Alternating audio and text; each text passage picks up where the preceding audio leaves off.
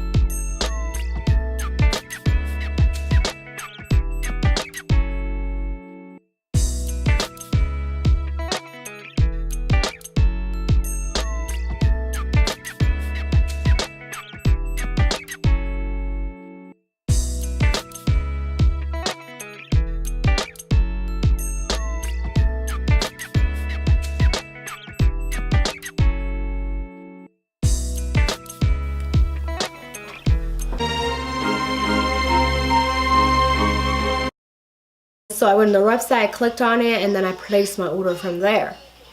And then I didn't realize